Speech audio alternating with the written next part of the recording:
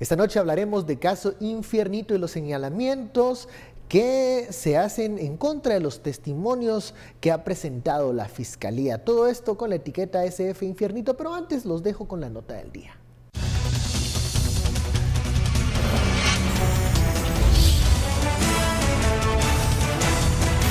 La Fiscalía sigue presentando las declaraciones de al menos 11 testigos como anticipo de pruebas. Este fue el tercer día de reproducción de las declaraciones de testigos.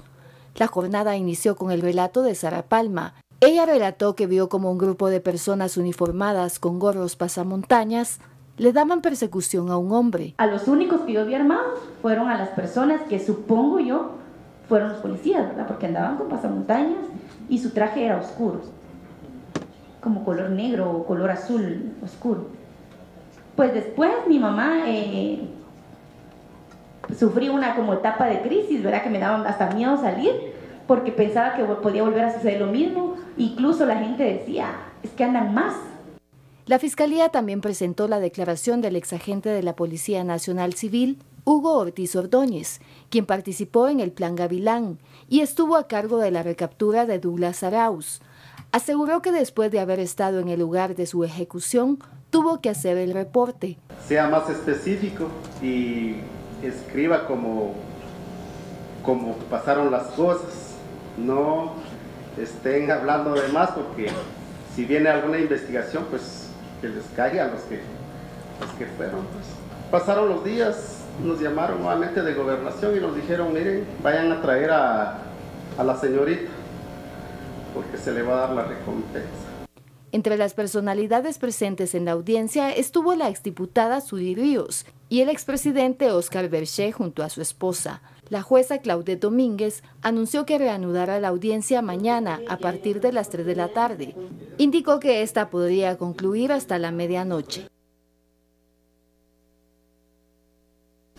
Bienvenidos a Sin Filtro, la etiqueta de la noche, SF Infiernito. Estamos hablando de este caso, ya va el tercer día de la audiencia de primera declaración, que ha generado mucha controversia. Ya algunos sectores han criticado la calidad de los testimonios que ha presentado la Fiscalía, y de eso hablaremos esta noche con la etiqueta SF Infiernito. Para profundizar en el tema, nos acompaña en el set el abogado Omar Barrios. Muy buenas noches. Buenas noches. También nos acompaña nuestro analista Estuardo Zapeta. Buenas noches. Buenas noches. A ver, comencemos por... ¿cuáles son los elementos que causan mayor controversia en este caso, Estuardo? Desde el momento de las capturas, ¿es porque involucra a exministros? ¿Es por el tema del sistema penitenciario, de las fugas, de la ejecución extrajudicial? ¿Cuáles son los elementos más polémicos del caso de ejecuciones extrajudiciales? Bueno, primero el gran contexto de este caso. El gran contexto de este caso es una acusación de ejecuciones extrajudiciales. Esa es, digamos, la acusación principal. Hay otra, licenciado, pero ese es el cuadro, ese es el marco en el más que tenemos, general que conocemos del caso. Vamos a ver, de un lado ha surgido, digamos, por ejemplo, la propuesta de testigos que fueron, según ellos, vieron o estuvieron o participaron o fueron parte de las denominadas ejecuciones extrajudiciales. Para esto, el MP ha construido un caso en el cual tiene testimonios que es los que hemos escuchado, ¿verdad? Ajá. Testimonios de varios de los de gente que fue condenada y que luego, pues ahora terminan siendo colaboradores eficaces. Esto entra dentro del contexto del derecho penal premial. Y el derecho penal premial considera también otras formas, ¿verdad? Las entregas protegidas, la incursión, digamos, de infiltrados y todo. En Guatemala el que tenemos en uso es la colaboración eficaz. Y ahí es donde ha venido por el lado de la defensa un cuestionamiento a la idoneidad de quienes son los colaboradores eficaces. Y por eso es que han circulado y hemos escuchado de ellos siempre, cada vez pongo en la radio varios de los audios, por ejemplo, la negociación que se da entre el fiscal Fesi, el fiscal Sandoval y uno de los, ¿verdad? Que al final logra, que esa es la lógica del derecho penal premial, darle prebendas a cambio de un testimonio que construya el caso de, por ejemplo, de ejecuciones extrajudiciales y que acuse a un exministro. Está también el exdirector de de investigación criminal, estuve Velasco y hay varios, ¿verdad? Bueno, hay un prófugo, recordemos también. Y también hay prófugos, sí. Viceministro Camilo Rivera. Camilo Rivera también está ahí. Pero, entonces, en ese juego es donde el juicio apenas empieza. Está en una primera etapa. En la etapa más inicial, en el cuestionamiento que tiene la defensa de la idoneidad de los digamos, los colaboradores eficaces en este caso. Pero, paralelo a esto, hemos escuchado y han surgido y ya se distribuyen en internet la forma de cómo se negoció el MP con algunos de estos colaboradores eficaces. Llamados colaboradores y por eficaces. el otro lado, el MP es obvio que no puede basar el caso solamente en los testimonios de esas personas. Aquí tiene que tener mucho más pruebas científicas. En el testimonio alguien puede decir lo que sea con tal de salvarse el pellejo. Claro. De hecho, y aquí el licenciado creo que nos puede explicar mejor esa relación que se da en la negociación entre Sandoval y entre Fesi y ya condenado. Porque los que están en colaboración eficaz, varios de ellos ya fueron condenados y están por varias cosas, están por secuestro, por asesinato, tienen varios. Ojo, que eso es lo que ha hecho la defensa, cuestionar la idoneidad de los y por qué hoy va a colaboradores decir la eficaces. verdad, era cuando la colección de delitos que tiene, precisamente lo lógico es que no va a decir la verdad y que se está salvando. Claro. Pero es mucho lo que se le ha ofrecido como para no decir el script que obviamente en las Pero conversaciones... un script que tiene que ser, creo yo, puesto a prueba, ¿no? Totalmente, la defensa lo tiene que poner a prueba. Creo que hemos pasado de aquello de solo basar todo en los testimonios, sino que también la prueba documental. Claro que en un caso como este, de ejecuciones extrajudiciales, que data de hace 13 años, el reto es mayor. Licenciado, con estos señalamientos que se hace a la idoneidad de los colaboradores eficaces, ¿dónde está el punto, digamos, más débil de la Fiscalía? Que es donde la defensa en este momento ha enfilado las baterías. Correcto. Tal vez solo bastaría para, como inicio, tener una idea que todos los que nos ven y nos escuchan, separemos los procesos. Yo creo que empezabas muy bien diciendo que hay que diferenciar los procesos que hay en juego. Quiero que todos se imaginen pues, los lamentables delitos que realizaron estas personas que están condenadas. Entonces, quiero que se imaginen un folder donde está el delito de secuestro, un folder donde está el delito de violación, donde está el delito de asesinato. Entonces, son unas causas. Esas causas fueron ligadas a una condena, la cual se está ejecutando. Ese es un folder. Condenados. Luego, condenados, ¿verdad? Claro. Están en un centro penal. Luego, en el 2005, se fugan algunos, ¿ya? Y ese sería otro expediente, porque este ya es el delito de evasión. Entonces, ahora tienes otro folder. Ese es otro momento. Este es otro momento. Es otro momento y es otra causa, por darlo así. Y luego tienes los señalamientos de ejecución extrajudicial, que es la causa que está ahorita en discusión. Entonces, tienen los delitos que se cometieron por las personas, presuntamente ahora testigos, los delitos de evasión, donde algunos fueron aprehendidos y otros fueron presuntamente ejecutados extrajudicialmente, y, por supuesto, el proceso de ejecución extrajudicial. ¿Qué es lo que tienes que diferenciar dentro de los mismos? Para poder vincular a alguien para un beneficio de colaborador eficaz, este derecho premial, el derecho penal premial, como se le conoce a partir del artículo 90, primero tienes que tener una estructura de delincuencia organizada. Si no tienes delincuencia organizada, no puedes usar esos beneficios. Entonces, si ya el Ministerio Público determinó que en la actuación de las autoridades de la época del gobierno de Óscar Berché, porque estamos hablando del 2004-2008, entonces si se considera que ese era un grupo de delincuencia organizada, pues aquí hay un problema. No son CIACs, no son cuerpos ilegales y aparatos clandestinos, que ya pondría en tela de duda la CICIG, pero no creo que sería ahorita el tema a discutir. El tema a discutir sería quiénes tienen derecho a beneficios por lo que aporten. Yo no te voy a decir en este momento si es correcto que aporten o no, sino que básicamente quiénes pueden tener beneficios. Sí, pueden obtener ese beneficio. Quiero que se imaginen un organigrama como el de la empresa donde trabajamos, ¿verdad? Donde está el gerente, el subgerente, el tesorero, el financiero, todos. Ese mismo organigrama existe dentro de la delincuencia organizada. Si una de las personas de los mandos medios o mandos bajos le aporta al Ministerio Público, no solamente su testimonio, pueden ser documentos, pueden ser fechas, pueden ser lugares, no tienen que relacionar ustedes al testigo con el colaborador eficaz. Puede ser que yo no quiera declarar como colaborador eficaz, pero que les entregue los libros financieros donde ellos pueden ir a cotejar a los bancos. Pueden ser dos figuras diferentes, el colaborador eficaz y el testigo. Exacto. Pero puede ser que realmente mi testimonio sea lo que yo estoy aportando al sistema de investigación y que el Ministerio Público también tiene otros elementos que permiten darle fiabilidad a lo que estoy declarando. Pero tengo que ser parte de la estructura criminal, no puedo ser cabecilla, no puedo ser mando, no puedo ser de los superiores. o bien abusando aquí de la presencia, porque a mí siempre me gusta hacerlo físicamente, que tú eras el que no eres parte de la banda, pero tú falsificas pasaportes o tú me consigues identificaciones falsas. No eres parte de la estructura, pero has colaborado directamente con la estructura. A ti todavía te pueden alcanzar esos beneficios, pero un tercero que cometió un delito hace 2 años y que dice, mire, pero yo venía a declarar en contra de esto, si usted me da beneficios para ese, ahí ya no debería alcanzar los beneficios, porque esos hechos ilícitos no están relacionados con la estructura criminal, ¿verdad? Hay que ser como que el marco, el rango. Es así, hay que dejarlo bien claro ahí para que quedemos todos con una idea clara, para hacer un buen análisis pues, y un buen aporte de lo que está sucediendo. Vamos a la primera pausa de la noche, la etiqueta SF Infiernito, regresamos con más.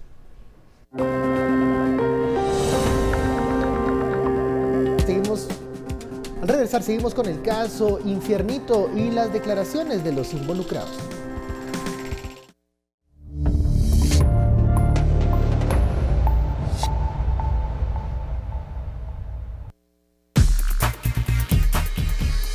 Lo que sucede en Guatemala con los colaboradores eficaces y los testigos, a diferencia de países civilizados, es que un colaborador eficaz o un testigo siempre cumple por lo menos el 50% de la condena de la pena. Si usted tiene, la pena máxima es 20 años, lo mínimo le dan 10. Aquí proceso abreviado, a su casa y a vivir viva la flor. Eso no puede ser, eso no es justicia. Y hoy están usando testigos. Yo los invité a que vayan a preguntar al Ministerio Público los nombres de los testigos, inclusive policías. Vayan a preguntar qué expedientes hay, pero no van, dicen que yo miento. Ahí están los expedientes. Entonces ha sido una práctica. A mí no me extraña, yo no lo he escuchado, pero no me extraña que hayan ofrecimientos dinerarios o cualquier otro tipo de ofrecimientos para lograr declaraciones. Regresamos a Sin Filtro a las declaraciones del exministro de Gobernación, Carlos Bielman, respecto a estos testimonios que se han presentado en el caso Infiernito. Estuardo, regresando a este tema de los beneficios, del incentivo, que es otro punto, que puede tener una persona, si bien condenada por un crimen, un delito, presenció algo que pudiese ser en algún momento un elemento, no todo, creo yo, pero un elemento para el caso. Que dijiste la palabra presenció. Porque aquí la inferencia lógica es que quien está siendo colaborador eficaz presenció todas las presuntas ejecuciones extrajudiciales, ¿o no? Bueno, esa es la presunción que tenemos aquí. Lo que sucede que ahí que estuvo por lo menos en el lugar que tiene un conocimiento primario, digamos, de lo que sucedió o elementos como el testimonio de este exagente de la policía que, correcto, bueno, hay que evaluarlo, ¿no? Por eso, pero entonces está esa digamos que esa es una presunción que es lógica la presunción, porque si no, y todavía la segunda, ¿verdad? Participó en el acto, participó en estos tipos de no al nivel como ya se explicaba, porque es correcto, el derecho penal premial no le permite la colaboración eficaz a los cabecillas y para poner un ejemplo, no, digamos, Otto Pérez y Rosana Valdetti no pueden ser colaboradores eficaces en ninguno de los casos que están ahí, pero los de abajo sí. Era Juan Carlos Monzón, sí, porque era el que como recibía el órdenes. Que más nos viene a la mente. Y ahí tenemos el caso que ejemplifica uno de los folders. El primer folder, el segundo folder que usted decía, licenciado, es el contador, por ejemplo, en el otro caso de la línea y cooptación, el contador de Monzón, ¿verdad? Que es el que no está preso ni nada, pero dio toda la información, Víctor Hugo Hernández y la esposa de Víctor Hugo Hernández, que hacen estas 5 empresas que se llama La Estrella Después. Es ponerles un ejemplo de cómo funciona este derecho penal premial. Pero regresando a este caso, es las presunciones que tenemos que se tienen que comprobar aquí en algún momento. Y ahí la defensa tiene que entrarle precisamente. Creo que es lógico lo que la defensa está haciendo en este momento, lo que está presentando. Claro. Pero yo creo que aquí el cuestionamiento de si era o no era una estructura también me parece lógico. También lógico. ¿Qué pasa entonces con estos testimonios de personas condenadas, de personas que han realizado delitos? ¿A qué beneficios tienen derecho estas personas? Porque me imagino que declarar algo sumamente delicado, una persona tal vez no va a querer hacerlo sin algo a cambio. a pesar de que este sea una persona condenada. Bueno, buen punto. Lo que tienen que tener todos presentes es la generalidad de qué es un testigo. Un testigo es un órgano de prueba. Es alguien que conoce hechos que se están investigando y que por disposición legal está obligado a colaborar. Puede ser que sea un testigo que no tiene ninguna vinculación con la estructura criminal, que pasaba por ahí y lo presenció y está obligado a declarar. Él no va a necesitar ningún beneficio. Tal vez va a necesitar una protección y para eso está la ley para proteger a los sujetos procesales. Luego tienes al testigo que sí es parte de la estructura criminal y que durante el proceso va a colaborar para pues conseguir una reducción de la pena que le van a dar o bien algún otro beneficio como un criterio de oportunidad o una suspensión condicional o un centro penal con una protección diferente. Y luego tienes tú al sujeto que ya está condenado, que era del grupo criminal y que se arrepiente y ha condenado, va a aportar la información. Pero el caso que tienes aquí es que tienes sujetos que están condenados por otros delitos que no son ni el folder 2 ni el folder 3, sino que eran delitos de décadas anteriores y que según la información que aportan en los medios que hemos visto, tanto de la primera declaración como en las ruedas de prensa, presuntamente presenciaron algunos hechos. Y esos hechos es lo que ellos están informando. Entonces, en principio están obligados, como cualquier sujeto que vive en Guatemala, cualquier habitante, a dar esa información. Sí. Ahora, si a cambio de dar esa información, yo logro conseguir como testigo vital del proceso que esa información se relacione con otra que es importantísima para destruir esa estructura criminal organizada, que hay que determinar si hay delincuencia organizada o no, entonces yo tengo el derecho a optar al derecho penal premial. Pero como ya estoy condenado... Pero ahí la presunción de la acusación FESI, sí, es que sí hay una estructura.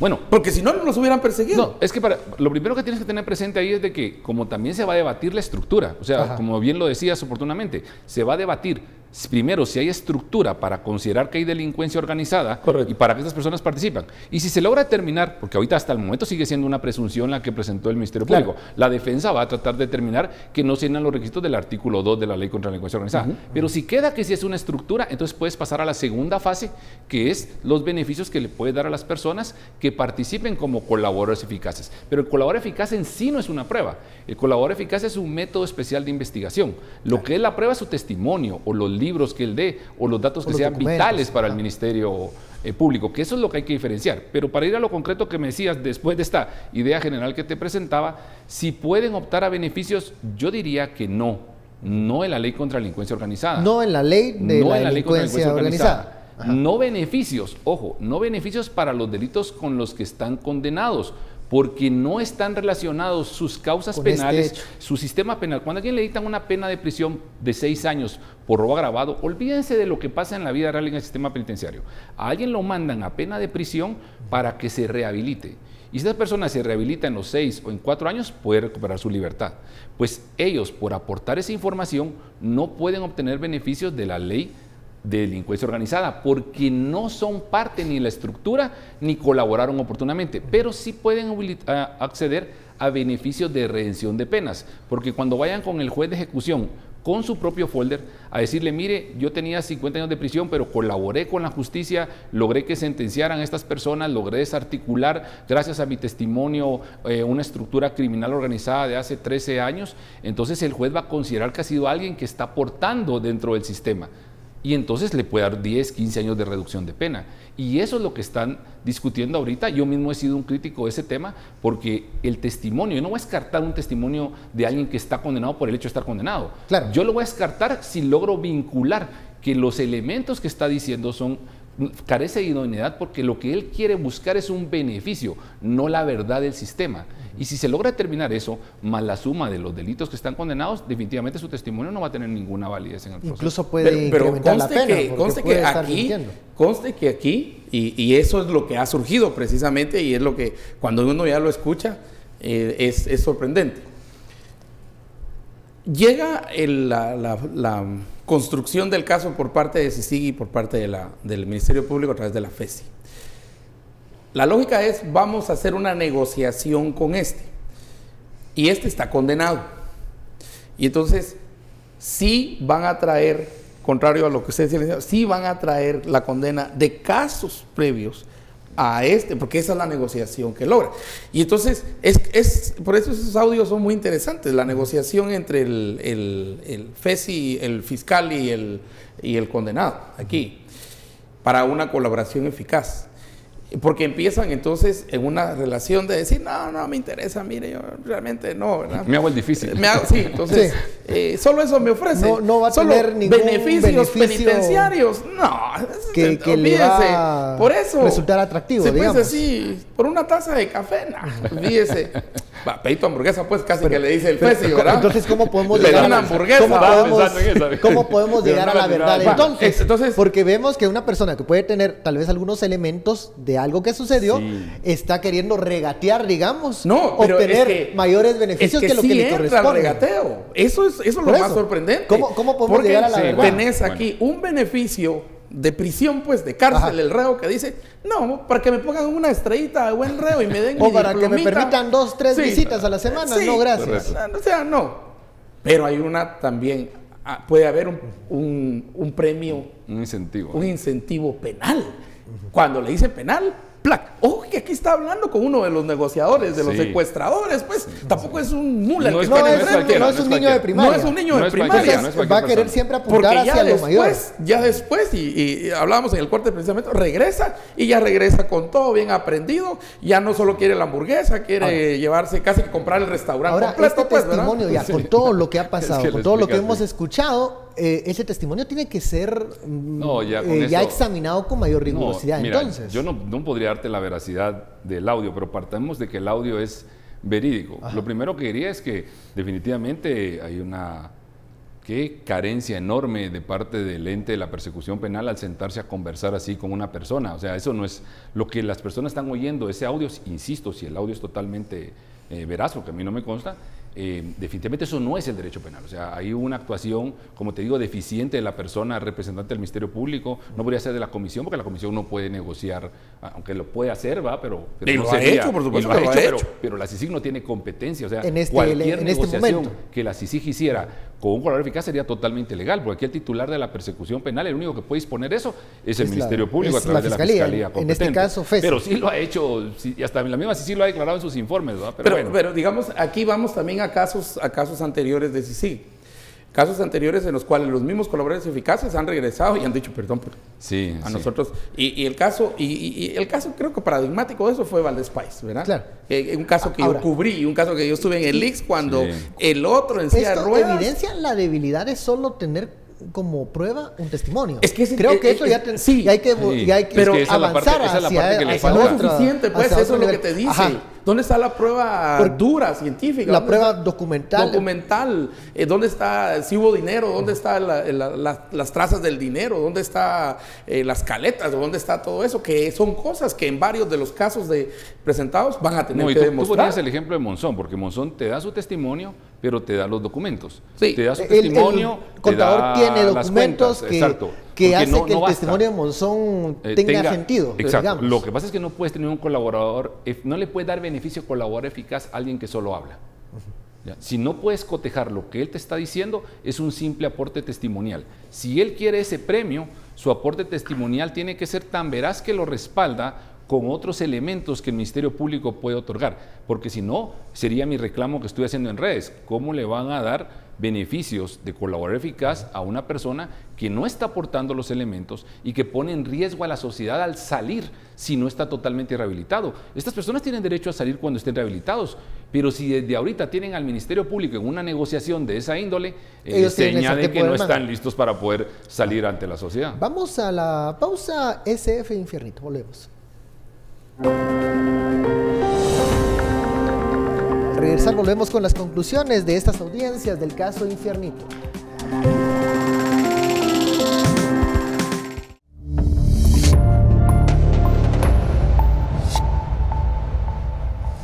Regresamos a Sin Filtro, estamos hablando de SF Infiernito, el caso Infiernito de ejecuciones extrajudiciales, los señalamientos que se han realizado a la idoneidad de la calidad de los testimonios y de los colaboradores eficaces. Hacíamos una pregunta en el corte, que es un reto probar este caso, porque no pues, se puede basar solamente en testimonios, en declaraciones, menos sobre este todo caso. cuando sabemos Y que menos quiénes hace 13 son, años, ¿verdad? quiénes son. 13 años no son una instancia temporal importante, sino también quiénes son las personas que están dando estos testimonios. ¿Qué otra prueba puede presentarse como soporte de este caso en donde se busca probar la existencia de estructuras que cometían delitos como la ejecución extrajudicial? ¿Cuál sería la prueba dura, Lic?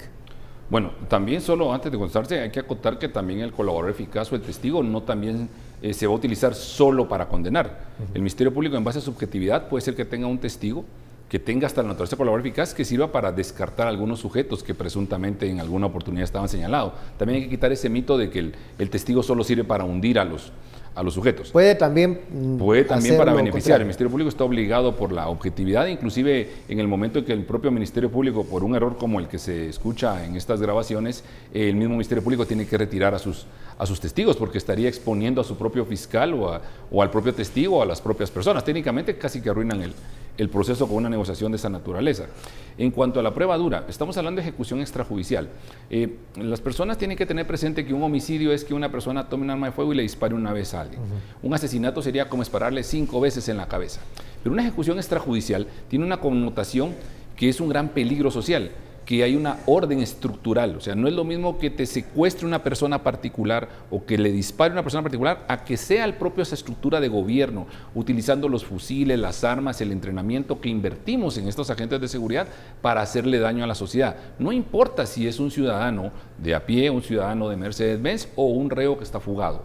Los tres tienen los mismos derechos, o sea, tampoco hay que satanizar a estas personas. Si realmente se defendieron, como dan en las declaraciones algunos sujetos, y por eso fue que en ese intercambio de fuego fallecieron, esa es una realidad que el Ministerio Público tiene que considerar. Pero si se logra demostrar que hubo una estructura ejecutiva que dio una orden, que eso es lo fundamental para que sea ejecución extrajudicial, si no solo sería asesinato. Claro. ¿Ya? Pero para demostrar eso no puede un simple testigo decirlo. Tienen que haber elementos realmente que confirmen esas actuaciones.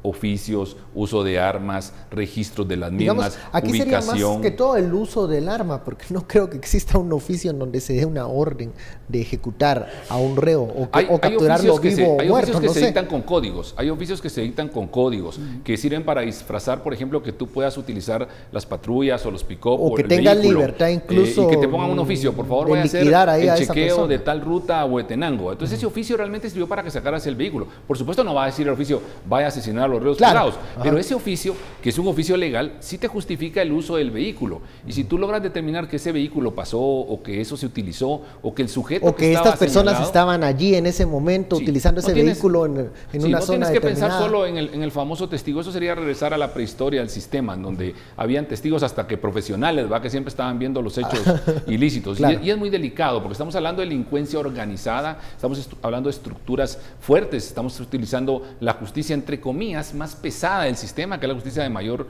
riesgo. Entonces no se puede el Ministerio Público de cometer errores de esa naturaleza.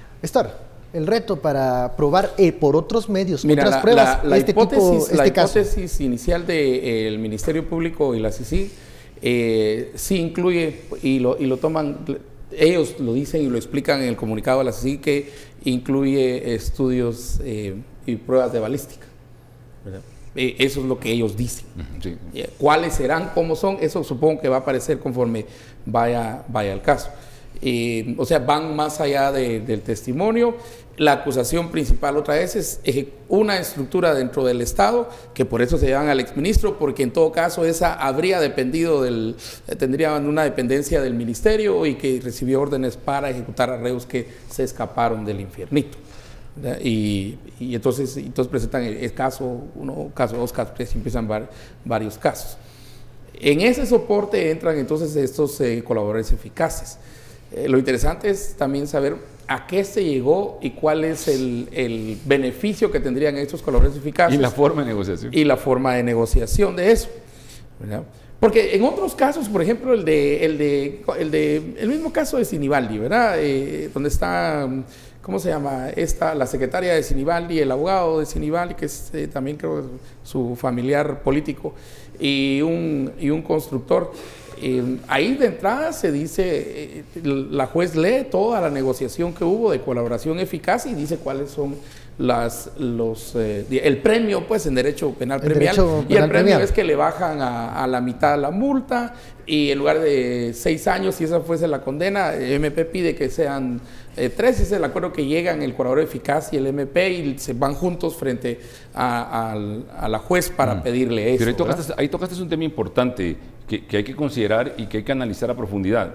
La ley contra la delincuencia organizada te da beneficios, pero no significa que ese beneficio se lo des a cualquier hecho ilícito. Correcto. El beneficio tiene Está enmarcado en una... Aquí tienes el hecho ilícito y el beneficio tiene que ser equitativo. Y acorde, ya no puedes venir a darle criterio de oportunidad a alguien que cometió asesinato. O no puedes venir a darle este suspensión condicional de la persecución penal a alguien que participó en robo agravado. Ahí hay una gran falla en el sistema que tiene que revisar el Ministerio Público. Te voy a dar un ejemplo concreto. Las personas de Odebrecht estaban señaladas por cohecho. Cohecho tiene de 5 a 10 años, y yo le hubiera agregado fraude, porque realmente fue un gran fraude que se le hizo al Estado. No podían criterio de oportunidad, porque criterio de oportunidad es para los delitos que no exceden de 5 años. A ellos los que le correspondía era una pena, pero rebajada a la hora de dictarle la sentencia.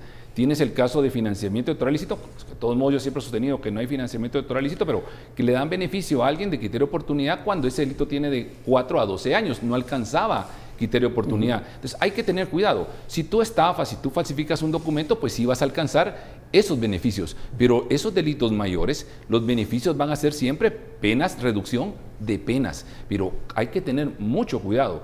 E inclusive los que ya están condenados, hay que ver que el beneficio de libertad anticipada que se les vaya a dar también coordine y no entre en conflicto con las leyes penitenciarias. Tenemos casos de delitos que no tienen libertad por buena conducta, por ejemplo, secuestro, ejecución extrajudicial. Cierto que no tienen beneficios. Entonces no puedes forzar la ley contra la delincuencia organizada a darle beneficios. O sea, no tiene que ser el reo incluso quien determine qué beneficio quiere optar. El Ministerio Público es el que debe que graduarlo, pero lo tiene que pedir autorizado ante juez. Pero en la negociación sí se da eso. Ahora, esto tiene que tener una autorización de juez.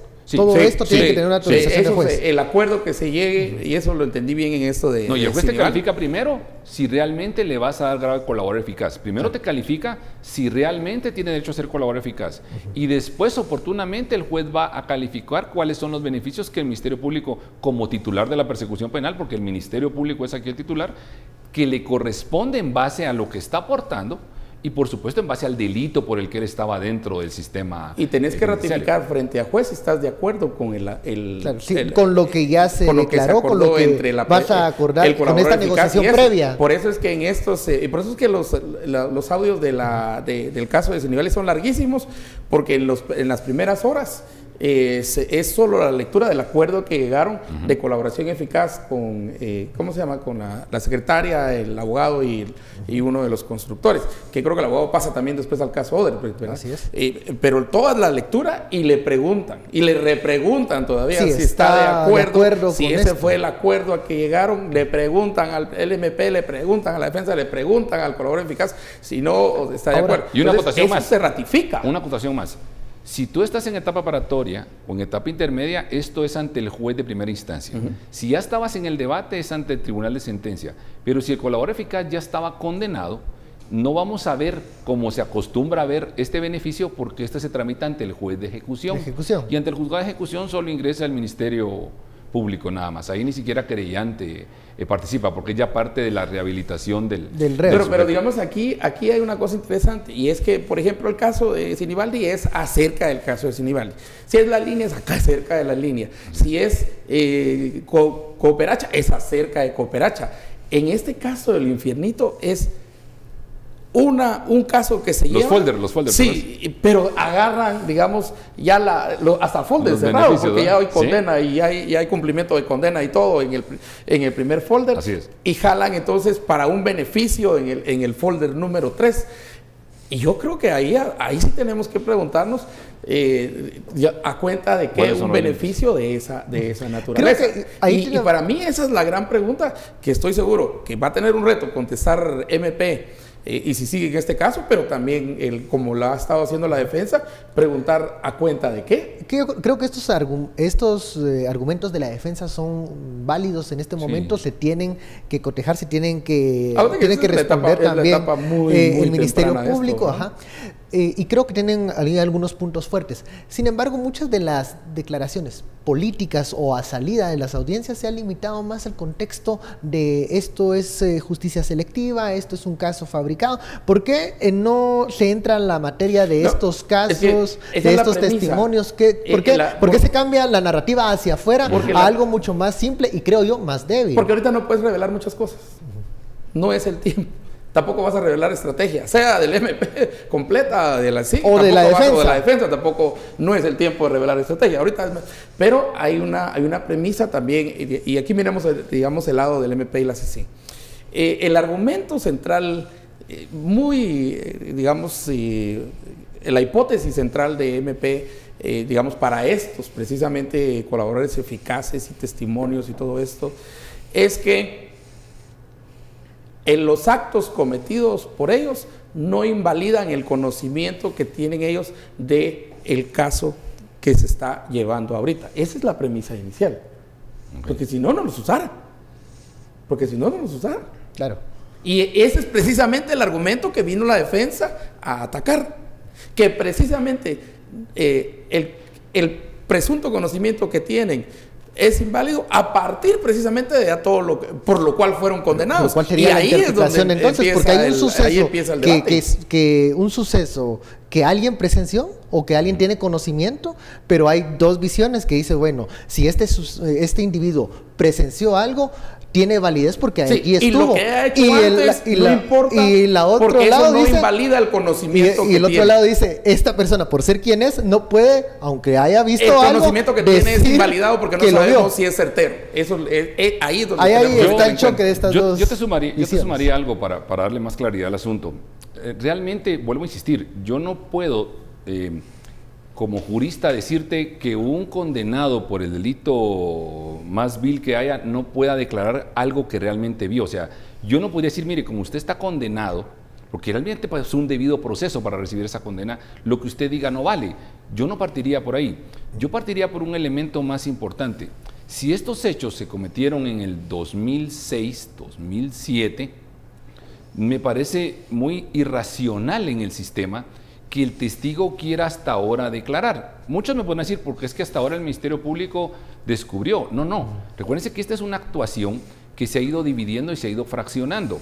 Si se asesinaron personas por ejecución extrajudicial, pensemos que asesinaron lamentablemente a 10 ciudadanos que estaban bajo la tutela del Estado porque están dentro del sistema penitenciario, y se radicaron, no sé, en el caso de Europa, por 6 sujetos, y como allá es ya sentenciado absolutoriamente y tiene efecto de cosa juzgada para nosotros, pues no significa que no persigamos a estas personas por los otros 4. La gran incógnita es que si estaba en la misma causa, ¿por qué no se hizo de una vez? Porque esa sí es una deficiencia grande en la actuación del Ministerio Público. Hay que considerar eso. Y si ya existían testigos, porque por medios de comunicación tenemos que tener presentes que en el caso de España ya le dieron beneficios de libertad a presuntos testigos que participaron, que fueron a dar su testimonio a España y que fue absuelto el exministro Bielman y que obtuvieron beneficios de libertad. Y eso es lo sensacional, que a mí me deja confundido, porque si fueron absueltos, entonces ¿cómo le di beneficio colaborador eficaz? Y entonces su testimonio no tuvo la eficiencia que yo necesitaba y la eficacia correspondiente, porque es otra cosa bien importante. Muchas veces se dan los beneficios mucho antes de conseguir el resultado, y el beneficio se tiene que dar en el momento después de que consigas el resultado. A Juan Carlos Monzón ya se le dio el beneficio. Y ya salió de Guatemala. Y el proceso sigue en su camino. El proceso, no sé cuántos años va a durar, pero a él se le dio el beneficio. Y esperemos que no voy a decir algo que ojalá que se me retorce que la boca. Después diga y que si no. los absolvieran. ¿Qué va a pasar con eso? Es un tema muy peligroso. Vamos a la pausa. Vamos a la pausa y regresamos con otras cosas muy interesantes. Iniciativas de ley en el Congreso de la República que llaman mucho la atención. Vamos a hablar de eso. ¿Tienen futuro legal algunas iniciativas de ley que quieren presentar los diputados? De eso hablaremos al volver.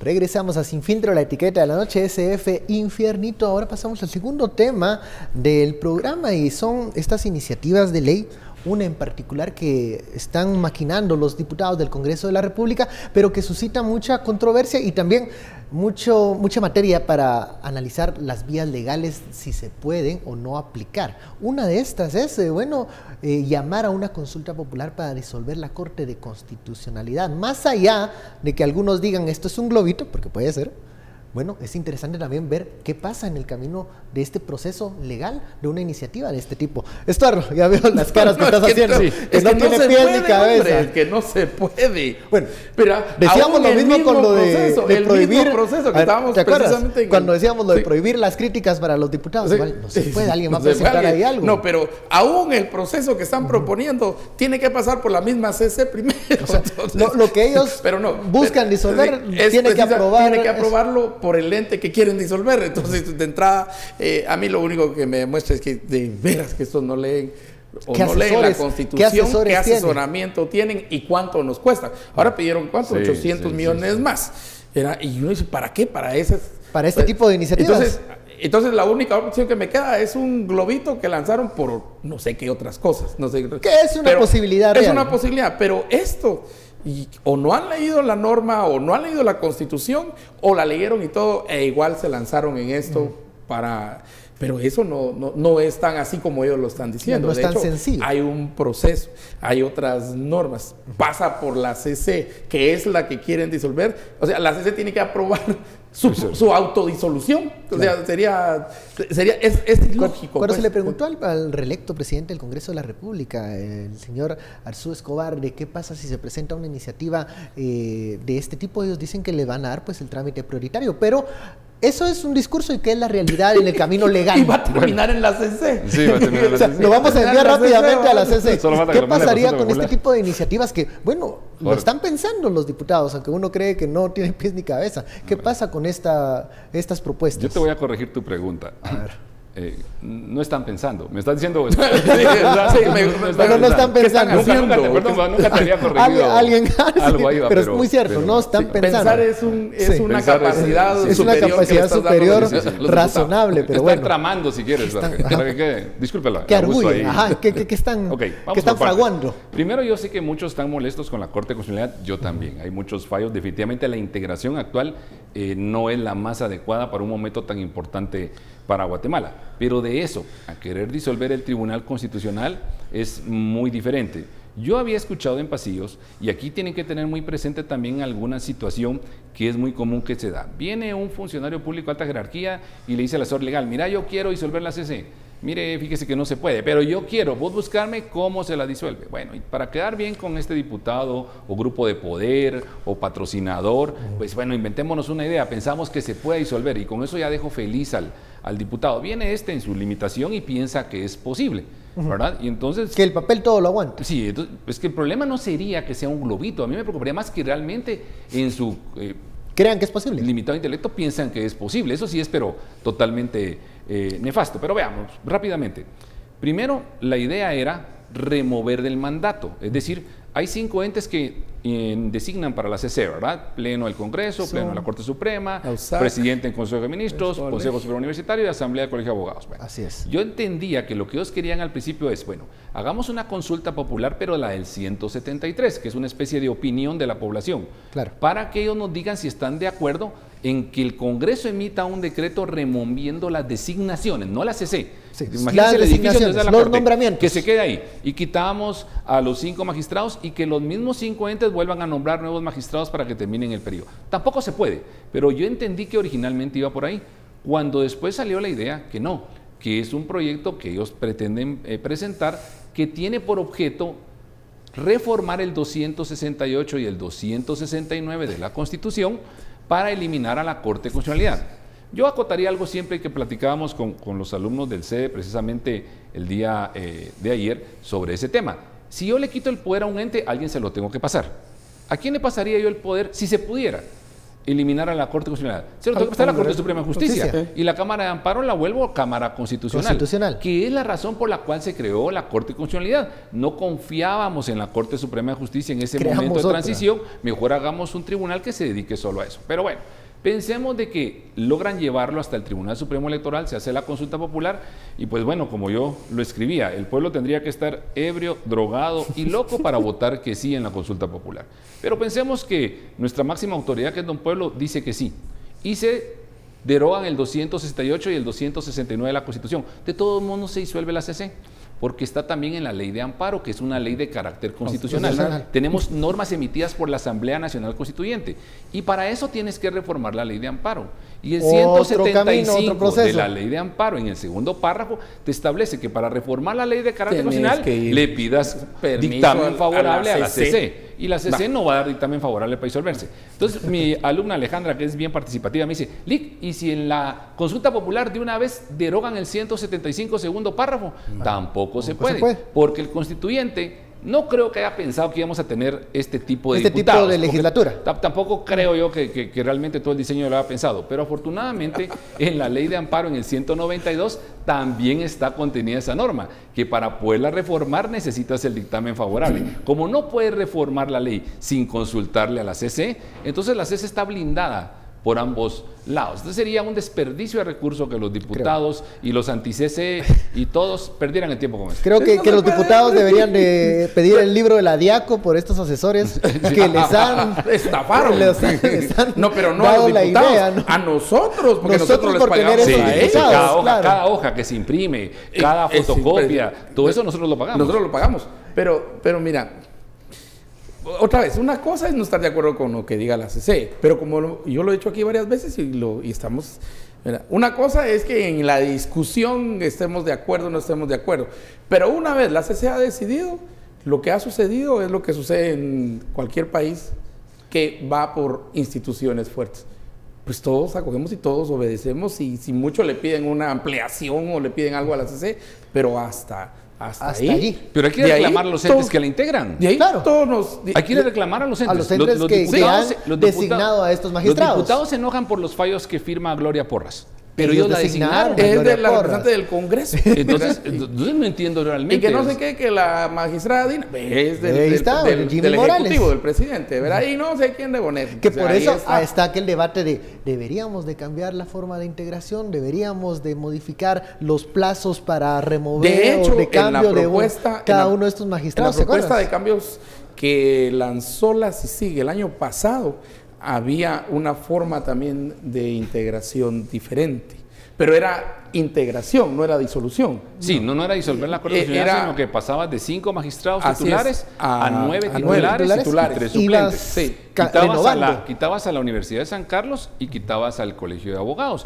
Y yo me opuse, no porque trabajé en la San Carlos, sino porque sea abogado, sino porque lo que les decía hace un momento, ok, quitémosle el poder a la San Carlos, quitémosle el poder al Colegio de Abogados, pero acuérdate, si le quitas el poder se lo tienes que dar a alguien más. Y lo que no explicó Velázquez, ni Aldana, ni los que impulsaron este proyecto, es que el poder se lo daban al Congreso, porque el Congreso es el que manda a integrar el Consejo Nacional de Justicia. O sea, la gente emocionada, sí, que quiten a estos. O sea, era meter al Congreso en otra forma en la participación. Y la queja del Congreso ahora es que la CC, porque esa es la queja que tiene el Congreso, para siquiera discutir la disolución. Pero mira, vaya que el Congreso no se dio cuenta que le convenía a ellos la reforma. Hay que ver la ventaja de que sean algo limitado. Ahorita ya muy tarde.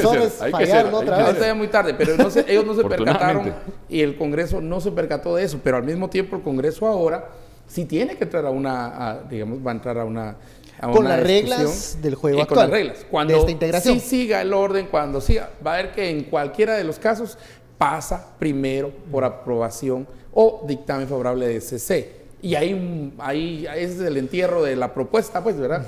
Pero eso nos dice la calidad también de los proponentes diputados que se tienen. Tenemos. Ellos mismos se ufanan que tenían ya ayer o creo que el martes ya tenían 54 votos. Yo le agregaría algo rápido 52 ahí votos por el tiempo que es corto. Yo le agregaría un poquito de mente malandra ahí. Yo creo que es un mensaje para la CC para que los apoyen con la inconstitucionalidad que presentaron con el artículo del transfugismo.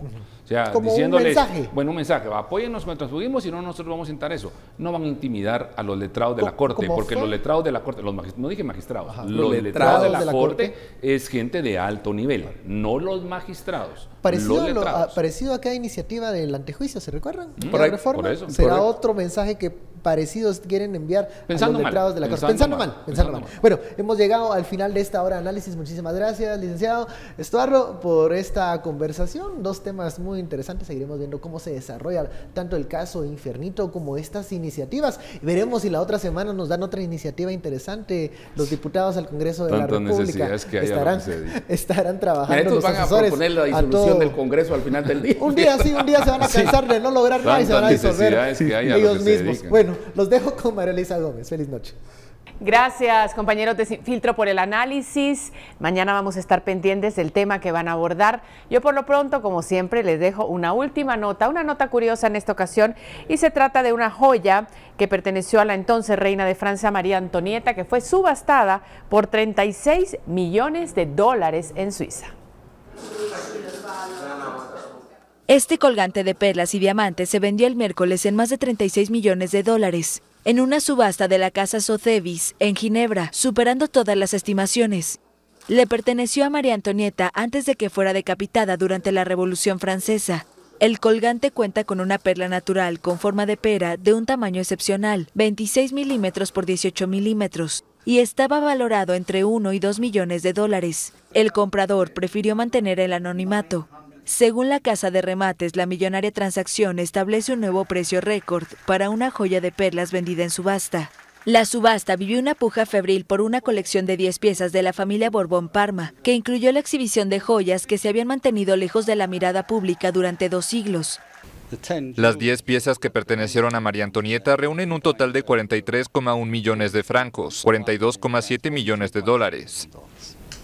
Entre las joyas había también un broche de diamantes y un anillo que contenía un mechón de cabello de la que fuera esposa del rey Luis XVI, guillotinado junto a ella en 1793. Antes de intentar huir de Francia con el rey y sus hijos, María Antonieta envió sus joyas a Bruselas, donde reinaba su hermana María Cristina. Bueno, ahora sí, con esta información los dejamos agradeciéndole la sintonía, por supuesto, a la tercera emisión de Noticiero Guatevisión, recordándoles que mañana vamos a estar con ustedes a partir de las 9 en punto de la noche. Hasta pronto, descansen.